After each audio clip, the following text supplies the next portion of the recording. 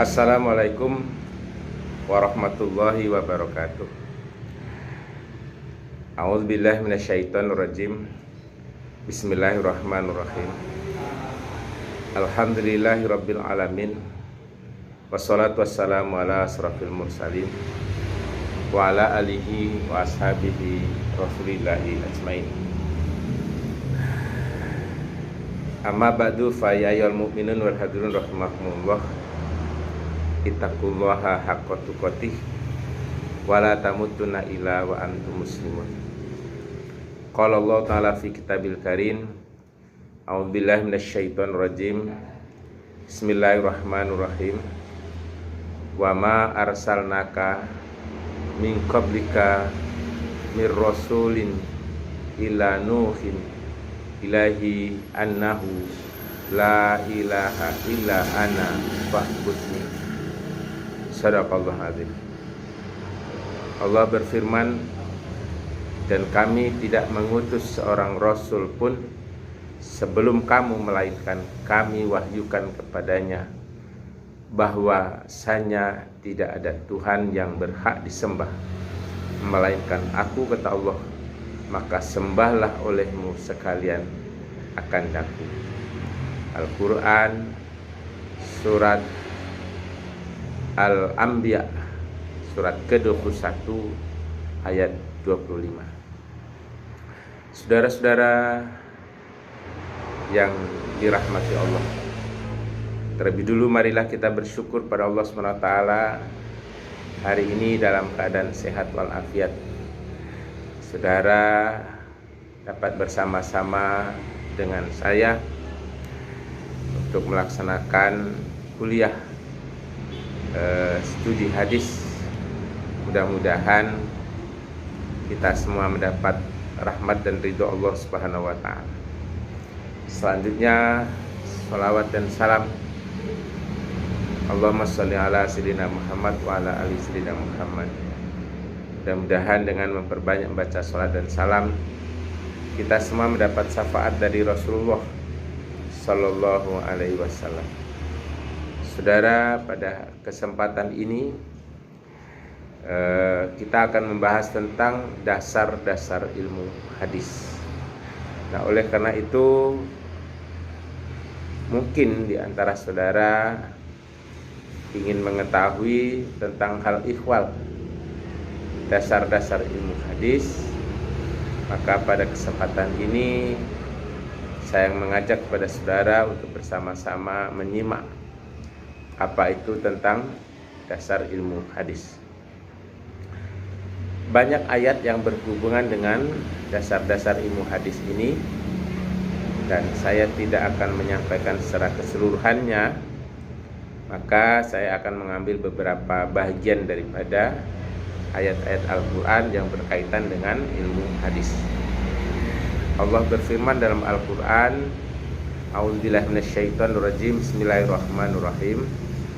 Wa rasulan qad qasasnahum alaika min qablu wa rusulan lam naqsusum alaika wa kallamallahu Musa taklima.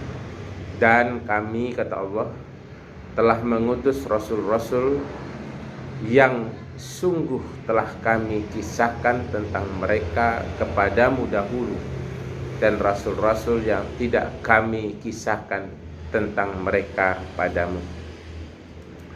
Dan Allah telah berbicara kepada Musa secara langsung. Maka Allahu liyazzarul mu'minina ala ma antum alaihi hatta yamizal khabisa minat tayyib wa ma kana Allahu liyudli'akum alal ghaibi walakinnallaha yajtabi min rusuli may yasha'u fa aminu billahi wa rasulih wa in tu'minu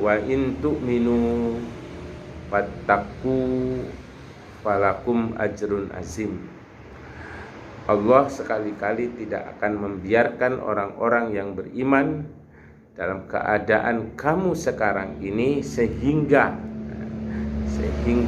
dia menyisihkan yang buruk atau yang munafik dari yang baik. Dan Allah sekali-kali tidak akan memperlihatkan kepada kamu hal-hal yang gaib, akan tetapi Allah memilih siapa yang dikehendakinya di antara rasul-rasulnya. Karena itu berimanlah kepada Allah dan Rasulnya, dan jika kamu beriman dan bertakwa, maka bagimu pahala yang besar. Al-Quran surat Ali Imran atau surat ketiga ayat 179. Saudara-saudara sekalian, Islam yang diajarkan oleh Nabi Muhammad SAW adalah sama seperti yang diajarkan oleh para nabi dan para rasul terdahulu. Akal dan pikiran tidak dapat dijadikan sumber hukum Islam, tetapi hanya berfungsi memahami nas-nas yang terdapat dalam Al-Quran dan dalam hadis-hadis Nabi. Saudara, jika dibuktikan secara ilmiah kebenaran yang disampaikan oleh hadis Nabi SAW, harus disadari oleh sesuatu kesadaran bahwa kemampuan akal sangatlah terbatas. Sesuai dengan keterbatasannya, semua kemampuan makhluk Allah telah diberi batasan-batasan tertentu. Akal tidak mampu menjangkau masail ghaibiyah. Akal tidak mampu menjangkau hal-hal yang gaib, ya. Karena yang gaib tidak bisa dibuktikan dengan akal, tetapi akal bisa memikirkan kebenaran yang gaib. Misalnya masa lalu, masa yang akan datang, masalah surga dan neraka, masalah rezeki, masalah jodoh, masalah maut. Jodoh sudah ditetapkan oleh Allah Subhanahu wa ta'ala. Sekalipun dia ditakdirkan sebagai seorang suami istri, kalau memang tidak jodoh, bagaimanapun dia akan bubar. Rezeki sekalipun sudah ada di tangan, kalau memang Allah sudah berikan takaran kepadanya rezekinya, maka yang ada di tangan, bahkan yang ada di dalam mulutnya, dalam perutnya, dia muntahkan. Begitulah dia rezeki. Tapi rezeki tidak akan tertukar. Bagi saudara-saudara yang Allah berikan kepadanya rezeki, percayalah bahwa rezeki saudara tidak akan ditukar oleh siapapun. Hanya mungkin waktunya saja yang boleh jadi tidak tepat pada saat itu. Saudara sekalian, akal memang tidak mampu menjangkau masalah yang gaib, tapi dengan hadis, akal tidak akan mampu menjangkau suatu yang tidak terkait dengan ruang dan waktu. Ada ruang, waktu tidak terjangkau oleh akal. Akal tidak mampu menjawab pertanyaan kekal itu sampai kapan. Akal tidak mampu menunjukkan tempat yang tidak ada di darat, di laut, di udara, dan di mana saja. Karena masail ghaibiyah itu berhubungan dengan waktu dan ruang. Maka akal tidak boleh dipaksa memahami hal-hal yang gaib dan menjawab pertanyaan segala sesuatu tentang hal yang gaib. Akal hanya perlu membuktikan kejujuran tentang hal-hal yang gaib yang dapat dibuktikan secara ilmiah oleh akal dan pikiran. Saudara sekalian, para ulama Islam dengan tekun dan teliti memahami nas-nas yang bertalian dengan hadis, menguraikan dan menganalisis masing-masing golongan, memperkuat nas-nas tersebut.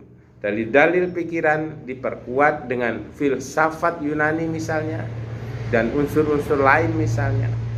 Bisa saja itu terjadi, tapi ingat, akal dan pikiran hanya bisa bekerja berdasarkan yang real saja. Sementara dalam tubuh kita ini, dalam diri kita ini, ada yang tidak bisa dipikirkan oleh akal sehat. Misalnya ruh. Gunakan alat apapun, sehebat apapun, maka ruh tidak akan bisa diteliti, maka ruh tidak akan dicerna oleh akal, dan tidak masuk akal, tak terjangkau oleh akal, bahwa ruh yang ada pada diri kita itu di mana, kayak apa bentuknya, kayak apa rupanya. Namun secara fisik manusia bisa melihat dengan alat, manusia bisa melihat dengan menggunakan panca indera kita. Tapi ingat, ada istilah indera keenam. Indera keenam adalah indera di mana yang zahir ini tidak bisa melihat, tapi hanya bisa dilihat dengan hati. Pejamkan mata, kita pun bisa pulang. Saya berikan contoh dengan indera keenam. Saudara pejamkan mata, saat ini berada di kampus. Saudara bisa pulang kampung.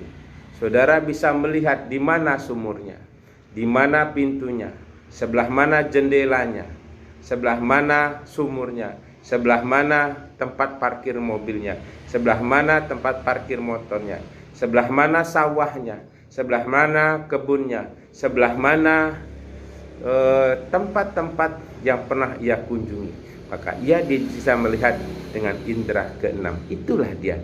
Tapi secara akal itu mustahil. Ya. Oleh karena itu, saudara sekalian, orang-orang menggunakan akal pikiran diperkuat dengan filsafat Yunani dan unsur-unsur yang berkaitan dengan itu. Maka dengan mempelajari ilmu hadis, Allah mengingatkan kepada kita bahwa Rasul-Rasul telah yang dahulu, sejak zaman Nabi Adam sampai Nabi Muhammad SAW, telah diberikan oleh Allah mukjizat, telah diberikan oleh Allah kemuliaan, sehingga ia diberi oleh Allah pengetahuan yang manusia secara umum tidak mampu mencerna. Oleh karena itu, para nabi dan rasul diberi kelebihan oleh Allah, sehingga ia bisa mengetahui hal-hal yang gaib atas izin Allah Subhanahu wa ta'ala. Saudara sekalian, ajaran Islam tidak dapat ditetapkan melalui dogma. Tidak bisa. Melainkan dengan keterangan yang pasti sumbernya, tegas tujuannya, dan tidak satu pun yang bertentangan dengan akal. Jika ada umat Islam yang meragukan kebenaran hadis, dalam hubungan ini terdapat 3 kemungkinan. Pertama, keraguan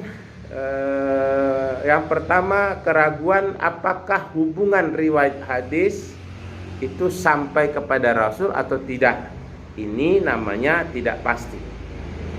Jadi dia ragu. Ya.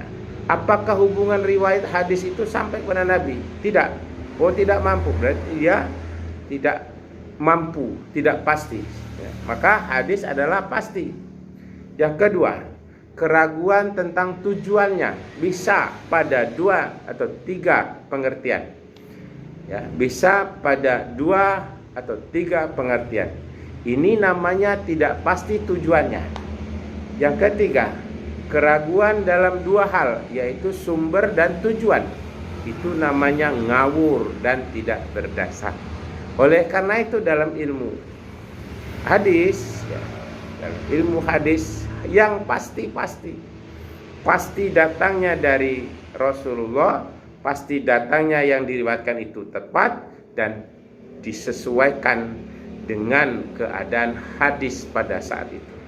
Saudara-saudara sekalian, lalu apa yang dimaksud dengan hadis atau apa yang disebut dengan hadis itu?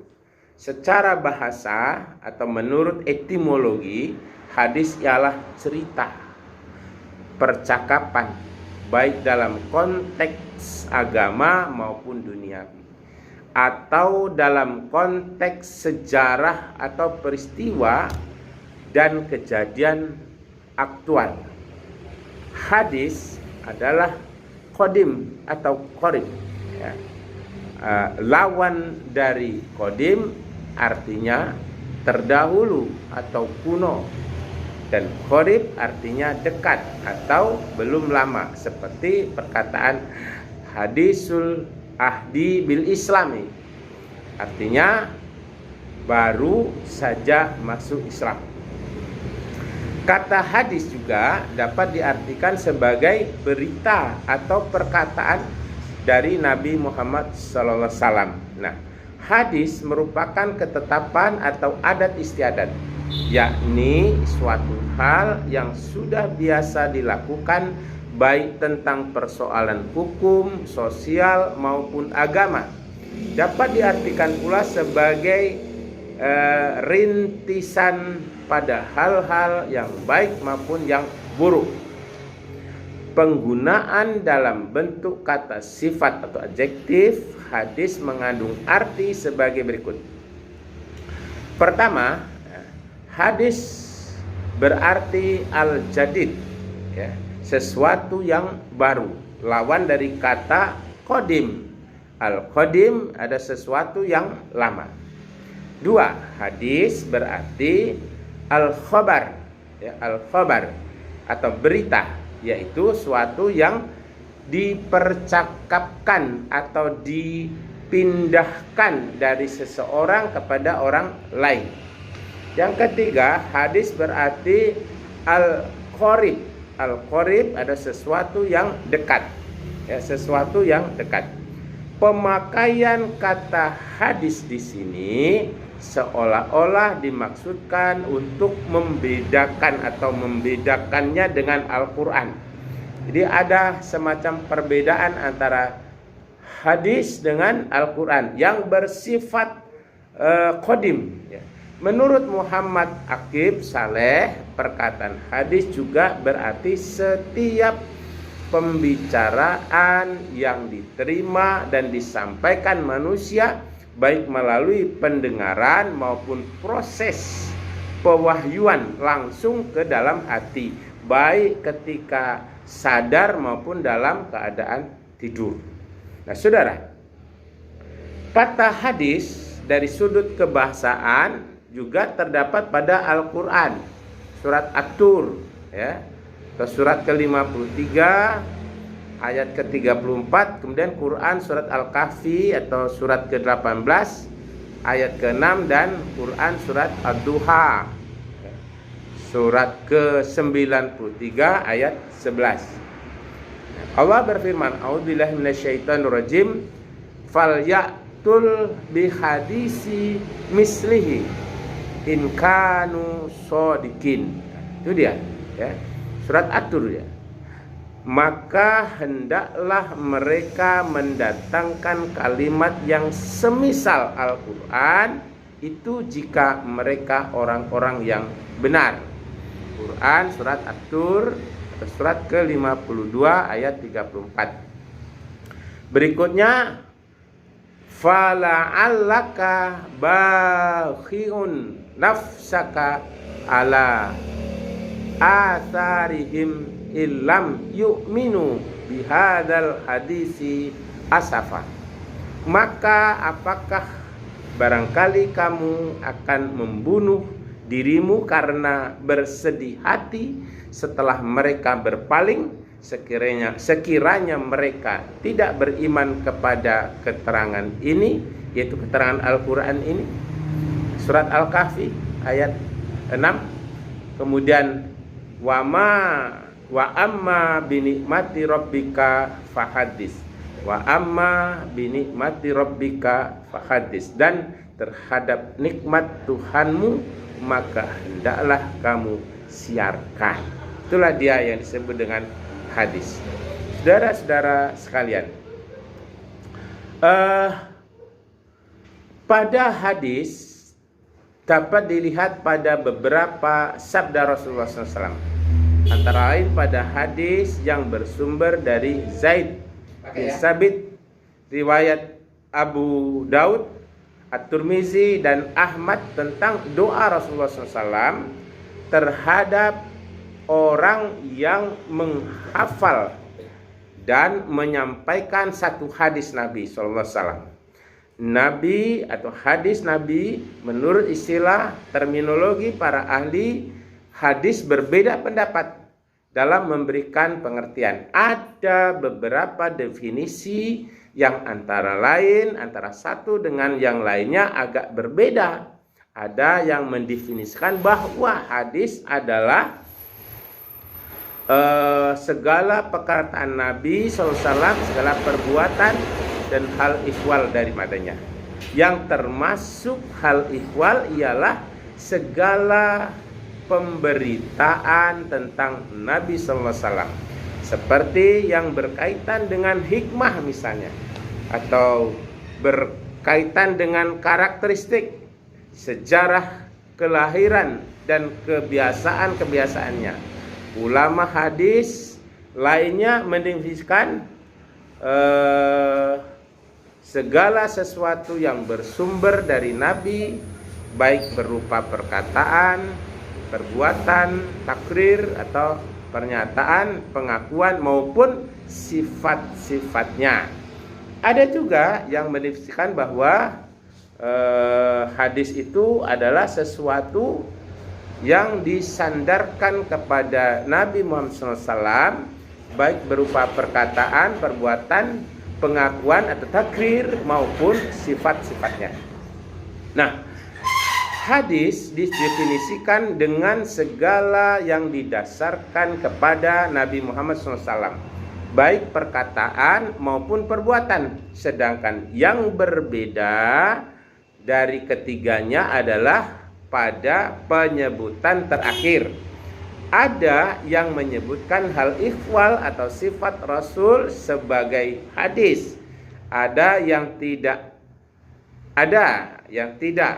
Ada yang menyebutkan takrir atau pernyataan pengakuan Rasulullah SAW secara eksplisit sebagai bagian dari bentuk hadis. Bahkan ada yang memasukkan secara eksplisit ke dalam akwal atau af'alnya.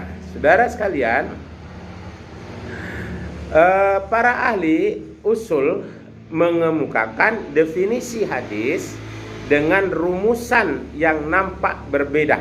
Nah, mereka menyebutkan katanya segala perkataan Nabi SAW yang dapat dijadikan sebagai dalil, yaitu untuk menetapkan hukum. Jadi kalau perkataan Nabi yang tidak bisa dijadikan sebagai dalil, maka itu bukanlah sebagai hadis. Nah, hadis menurut ahli usul nampaknya hanya terbatas pada perkataan Nabi, serta tidak termasuk perbuatan takrir dan hal ihwal atau sifat-sifatnya.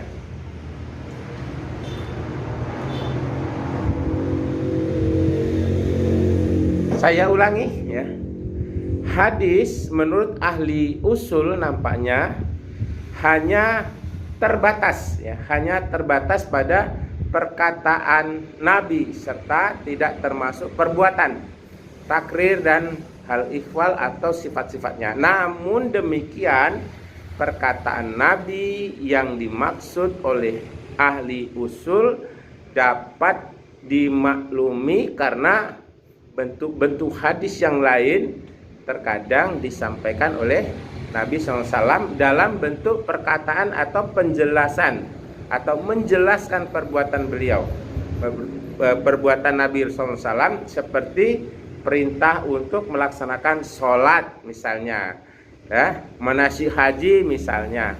Itu perkataan Rasulullah SAW. Nah, menurut para ahli usul, ya, hadis segala penjelasan Nabi yang dapat dijadikan dalil dalam menetapkan hukum syara atau hukum taklif, yaitu pertama wajib, haram, kemudian mamdud, kemudian makruh dan mubah sesuai dengan sigot yang ditunjukkannya. Nah, terlepas dari perbedaan di atas, ya, yang jelas saudara sekalian, yang jelas bahwa pengertian hadis yang telah dikemukakan oleh kelompok ulama tadi yang di atas masih dalam rumusan yang terbatas dan sempit, yaitu pada sesuatu yang disandarkan pada Rasulullah SAW tanpa menyinggung perilaku dan ucapan para sahabat ataupun para tabi'in. Nah, di antara ulama hadis ada yang mendefinisikan hadis mempunyai pengertian yang lebih luas, tidak terbatas pada suatu yang disandarkan kepada Nabi SAW semata, ya, melainkan segala yang disandarkan kepada sahabat dan tabi'in. Hal ini sebagaimana ditulis oleh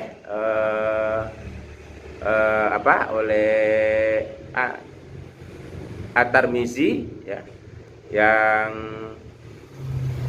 dikutip, ya, yang diambil dari kitab Sunan At-Tirmizi.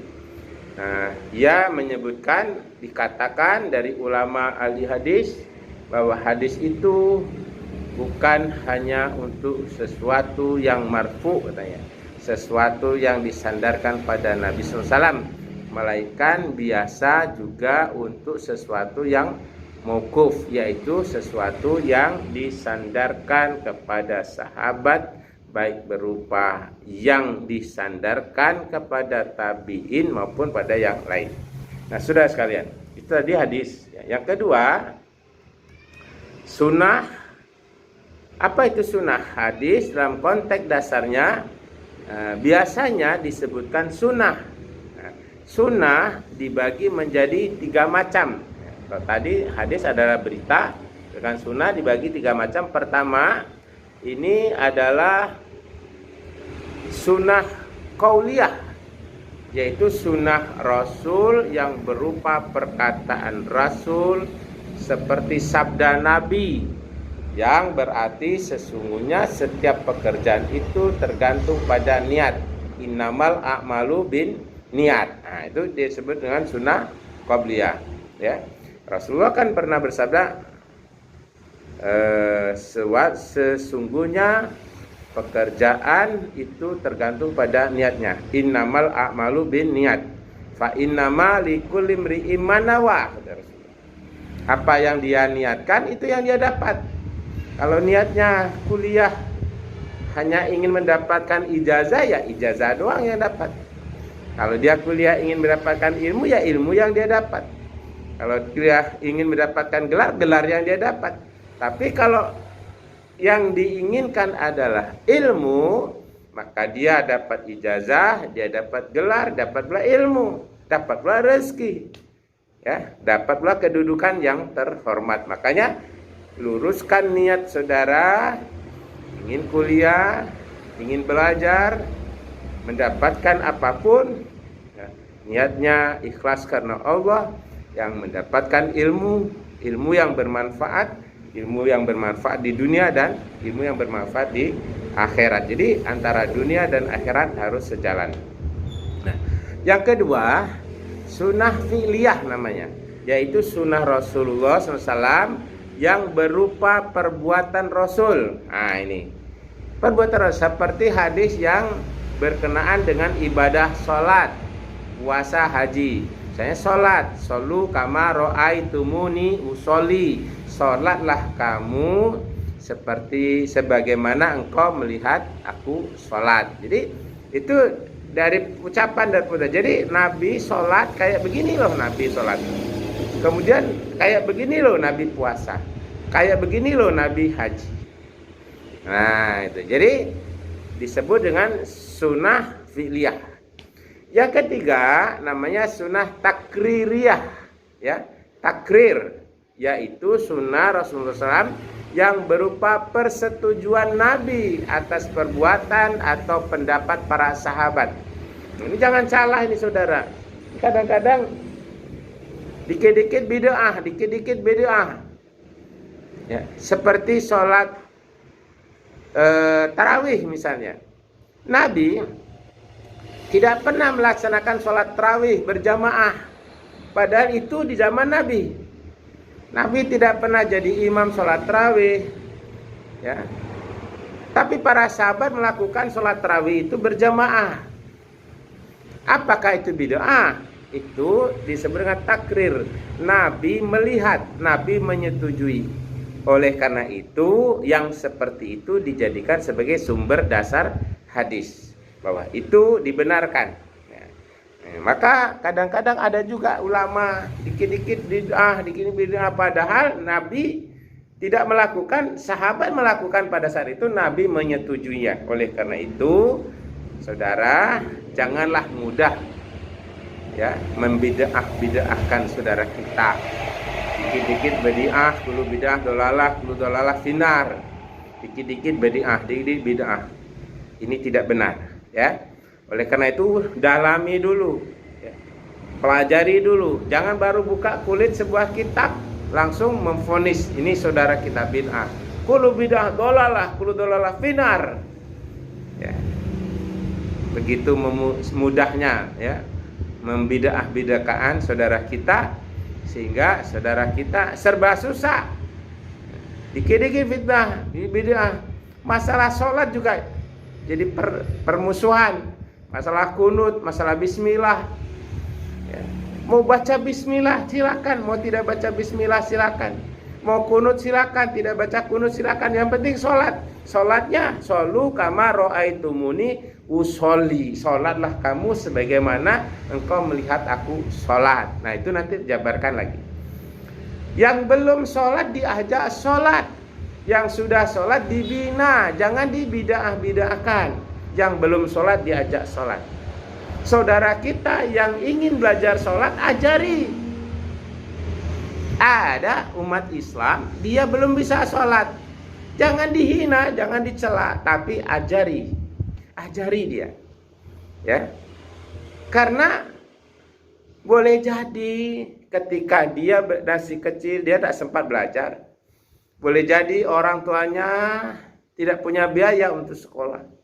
Tapi ketika dia sudah punya anak, anaknya udah mahasiswa, anaknya udah pintar sholat, jadi imam, dia kepengen mau belajar dengan anaknya malu, mau belajar dengan tetangga malu, mau cari guru tidak punya duit. Maka tugas saudara mengajarkan mereka dengan tulus dan ikhlas. Jangan minta gara-gara uang tidak bisa mengajar mereka. Kalau saudara mengajar dengan tulus dan ikhlas, Allah yang akan memberikan rezeki yang berlipat ganda. Allah yang berikan rezeki dengan melimpah ruah.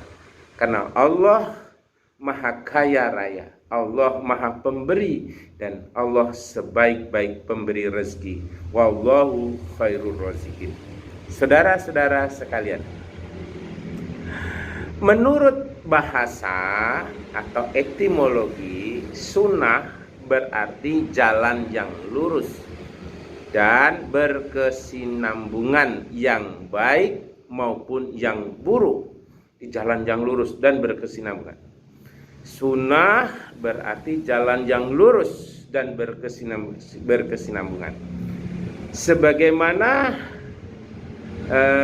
dapat dilihat dari beberapa perkataan Nabi, kata Rasulullah SAW, siapa yang merintis suatu jalan yang baik, maka ia akan memperoleh pahala, dan juga pahala orang-orang yang mengamalkannya sesudahnya.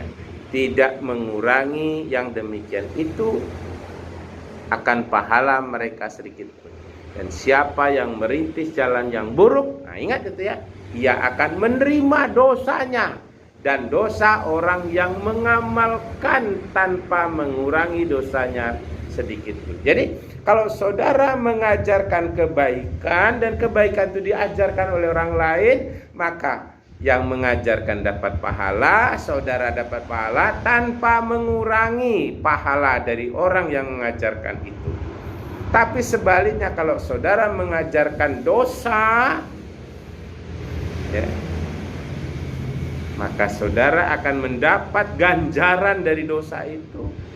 Dari orang yang mengajarkan, kemudian diajarkan lagi itu sampai itu yang disebut dengan ilmu hitam. Ya, di ilmu hitam itu seperti itu, tetap dia akan mendapatkan balasan. Allah akan berikan balasan itu. Ilmu hitam itu bagaimanapun tetap mendapatkan balasan. Wa may ya'mal misqala dzarratin khairan yarah. Wa may ya'mal misqala dzarratin syarran yarah. Jadi yang baik walaupun sebesar biji zarah Allah akan berikan pahala. Tapi walaupun sebesar biji zarah juga kejahatan, Allah akan balas. Ingat itu. Oleh karena itu, saudara, maka hindarkanlah kejahatan sekalipun engkau tahu cara mengerjakan kejahatan itu.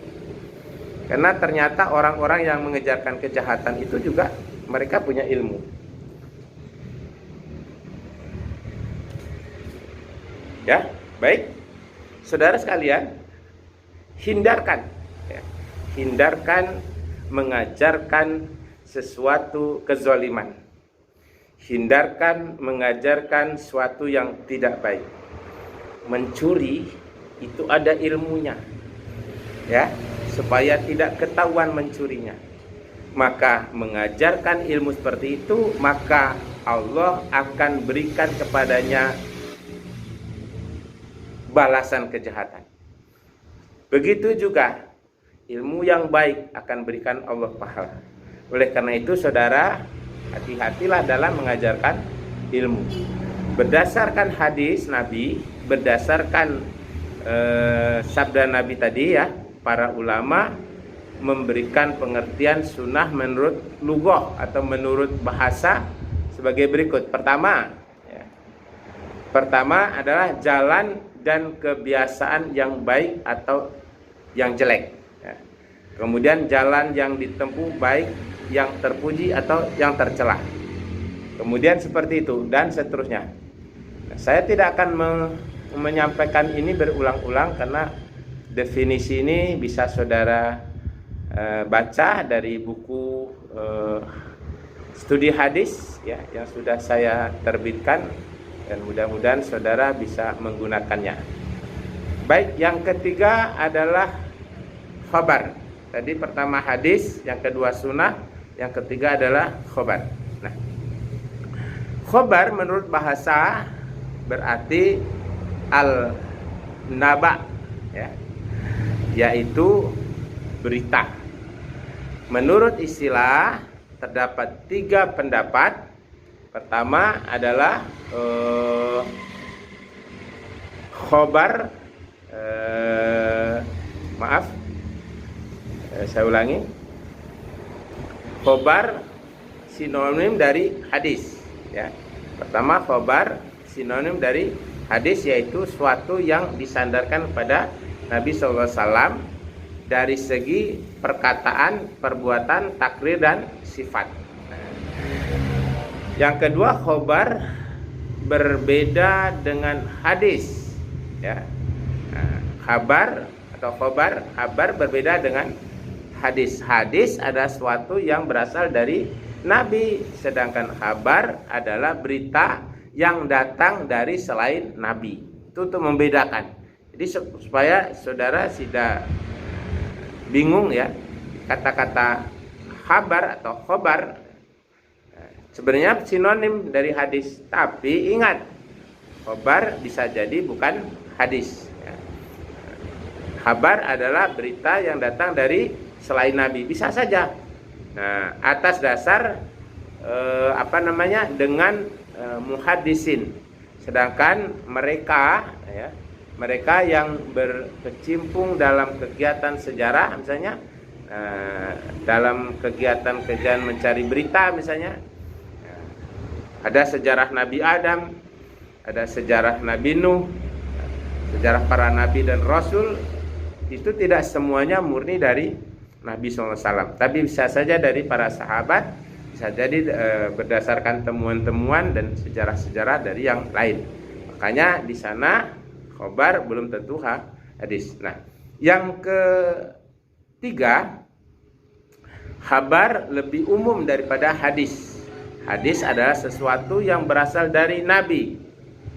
Dari Nabi. Khabar sesuatu yang datang dari Nabi atau dari selain Nabi. Bisa saja dari Nabi, bisa saja dari yang lain. Ya, kalau di kita di Indonesia ya kira-kira surat kabar lah. Ya, surat kabar, koran, atau berita-berita di WhatsApp, berita-berita di FB, berita di Instagram, dan banyak lagi yang lain. Maka kalau kita lihat pendapat yang ketiga ini, ya, ahli hadis, ahli sunnah, ya, tidak seharusnya menggunakan kalimat khabar ini, ya, karena berita ini adalah umum sifatnya. Nah, saudara sekalian,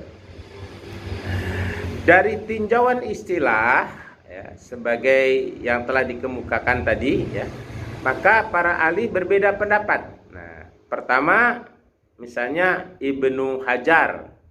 Nah, Ibnu Hajar itu mengatakan bahwa khabar adalah hadis-hadis yang termasuk marfu, ya, mau marfu atau mauquf, ya, marfu, mauquf, dan maktu, ya. Ini nanti akan disampaikan pada bagian berikutnya. Hanya fuqaha khusaran, ya, yang sedikit membedakan khabar dan asar. Menurut mereka khabar hanya mauquf, sedangkan asar berarti hanya termasuk hadis-hadis maktu. Nah, jadi nanti akan sampai ke sana deh. Yang keempat, asar. Asar secara bahasa berarti bakiyat al-syai', yaitu sisa atau peninggalan sesuatu, peninggalan sejarah, ya. Sedangkan pengertiannya secara terminologi ada dua pendapat. Asar adalah sinonim dari hadis, yaitu segala sesuatu yang berasal dari Nabi SAW. Yang kedua, asar adalah berbeda dengan hadis. Nah, ada pendapat seperti itu. Nah, saudara sekalian, jumhur ulama cenderung menggunakan istilah khobar dan asar untuk segala sesuatu yang disandarkan kepada Nabi, dan demikian juga kepada para sahabat, para tabi'in, ya, para tabi'in. Namun para fuqaha ahli fikih, ya, membeda-bedakannya dengan mengkhususkan, ya, mengkhususkan, ya. Jadi dikhususkan, yaitu berita yang disandarkan kepada para sahabat dengan sebutan asar dan al-marfu, yaitu segala sesuatu yang disandarkan kepada Nabi SAW dengan istilah khobar. Dengan istilah khobar. Nah, saudara sekalian, dari empat pengertian tadi, ya, ada hadis, ada sunnah, ya, dan yang dua lainnya, pengertian tentang hadis, sunnah, khabar, dan asar, ya, sebagaimana telah diuraikan, ya, dapat ditarik satu pengertian, ya, bahwa keempat istilah tersebut pada dasarnya memiliki kesamaan maksud. Segala sesuatu yang datang dari Nabi SAW, baik berupa perkataan, perbuatan, maupun ketetapan. Nah, selain dari keempat istilah tersebut, masih ada lagi satu istilah yang erat kaitannya dengan pembahasan ini, yaitu bid'ah, yang secara bahasa berasal dari kata kerja hada'a, ya, yabda'u. Bid'ah berarti menciptakan sesuatu yang belum pernah ada, tanpa ada contoh. Ini sesuatu yang dimaksudnya adalah ajaran Islam yang tidak pernah dicontohkan oleh para nabi, dicontohkan oleh Rasulullah, tapi amalan itu tidak terdapat dalam Al-Quran, ya, tapi amalan itu dikerjakan oleh para sahabat.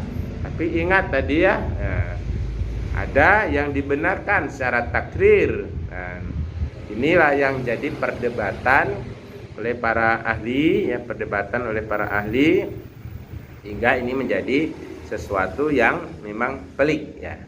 Nah, adapun bid'ah adalah sesuatu yang diadakan manusia baik berupa ucapan, perbuatan dalam masalah agama dan bukan berdasarkan Al-Quran dan Sunnah Rasulullah SAW. Jadi bid'ah ini memang ada dasarnya, ya. Kullu bid'ah dolalah, kullu dolalah finar, gitu ya. Memang ada, tapi yang dimaksud di sini adalah pengkhususan. Misalnya ini ya, ada sekelompok manusia, sekelompok umat Islam yang sholat itu hanya zuhur dan asar jadikan satu waktu. Ada yang maghrib isya jadikan satu waktu, dan kemudian subuh. Jadi sholat 5 waktu itu jadikan 3 waktu saja. Nah, ini mereka juga berdasarkan ini kesimpulan dan akal pikiran mereka, dan ini tidak boleh diterima dalam ajaran Islam. Nah, saudara-saudara sekalian, mari kita lihat sejenak tentang kedudukan dan fungsi hadis. Ya, kedudukan dan fungsi hadis. Saudara, pada masa Rasulullah SAW tidak ada sumber hukum selain kitab Al-Quran. Pada zaman Nabi, ya. Dan selain itu ada Rasulullah masih hidup.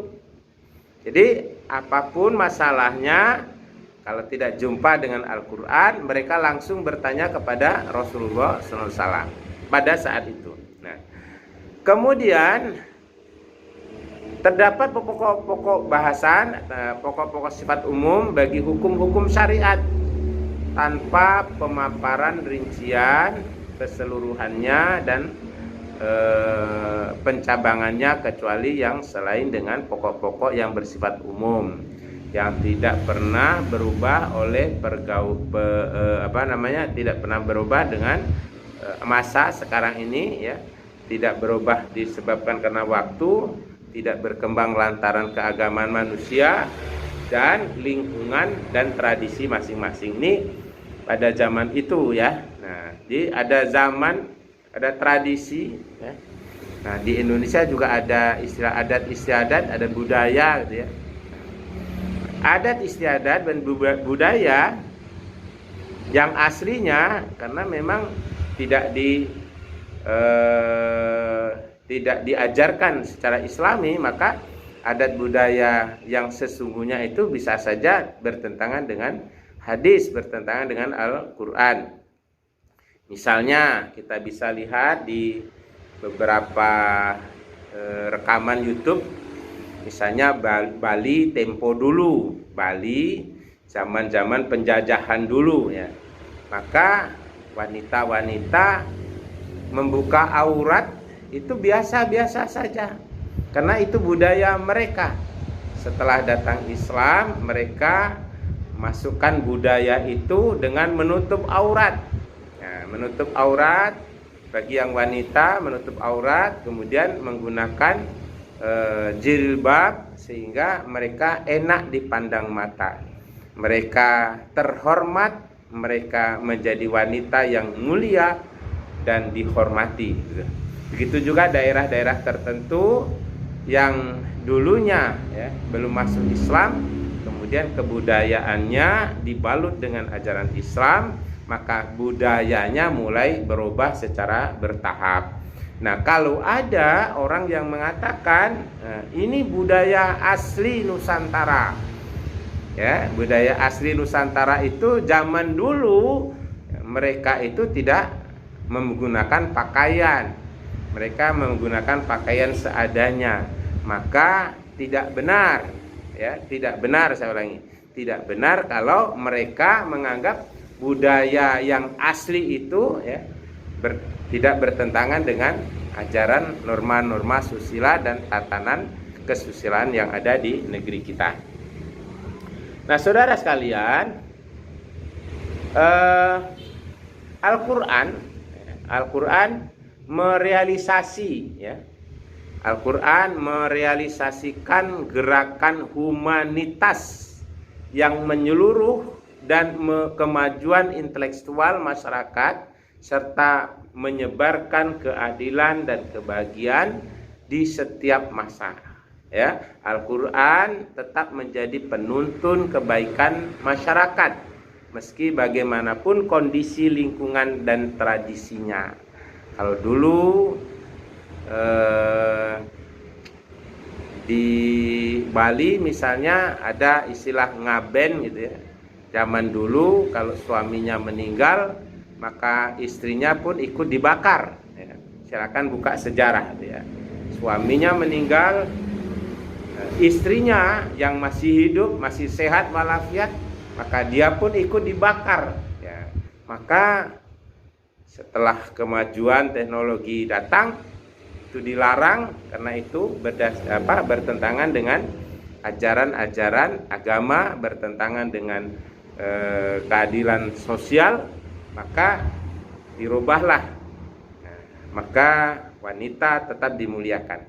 Kemudian juga lihat di daerah Papua, ya, daerah Papua, daerah pinggiran-pinggiran, ya. Nah, sekarang mereka sudah menggunakan pakaian terhormat, pakaian yang dihargai, yang dihormati, apalagi setelah masuknya ajaran Islam di sana. Maka tradisi tradisional yang dibalut dengan ajaran Islam, mereka menjadi orang-orang yang terhormat, menjadi orang-orang yang punya wibawa, dan itulah dijadikan adat istiadat tradisi. Maka orang Minang mengatakan adat itu bersendi syarak, syarak bersendi kitabullah, tak lapuk di hujan, tak rekang di panas. Oleh karena itu adat yang ada di suatu daerah ini mesti dibina, ya. Adat yang ada di suatu daerah mesti dipupuk dengan ajaran Islam, sehingga mereka tetap menggunakan adat dan tetap menggunakan hadis dan Al-Quran, sehingga sinkron antara penggunaan Al-Quran, penggunaan hadis dan adat istiadat yang ada di daerah-daerah tersebut. Nah, begitu seterusnya. Nah, oleh karena itu maka penting disinkronisasi antara adat dengan hadis, ya, adat dengan ajaran Islam. Nah, pada awal Indonesia merdeka misalnya, ya, ada beberapa segi keberadaan, ya. Waktu itu datanglah ajaran Islam, dan Islam ini mulai menyebar, dibawa oleh para pedagang-pedagang, sehingga hadis dimasukkan, Al-Quran dimasukkan, sehingga pada saat itulah berdiri pondok-pondok pesantren, berdirilah sekolah-sekolah agama, berdirilah tempat-tempat kajian-kajian Islam, berdirilah masjid-masjid, gitu ya. Nah, dari sanalah kita mulai berpijak bahwa negeri kita ini benar-benar negeri yang mendapat rahmat dan ridho Allah Subhanahu wa ta'ala. Yang tadinya tidak punya agama menjadi punya agama, yang tadinya menentang menjadi dasar pokok mereka. Nah, saudara sekalian, nah,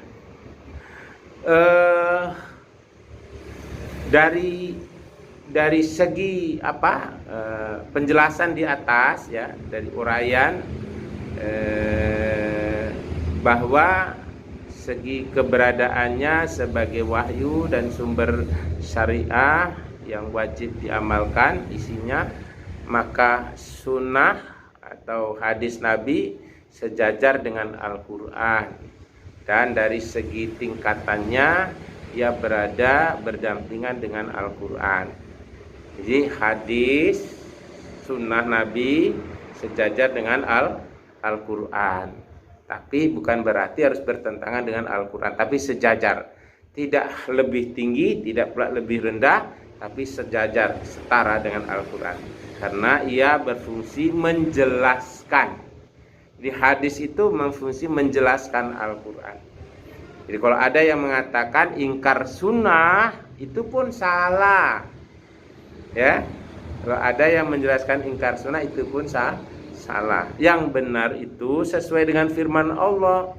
Wa anzalna ilaikal dzikra litubayyina linnasi ma nuzzila ilaihi wala'allahum yatafakkarun. Begitu kata Allah.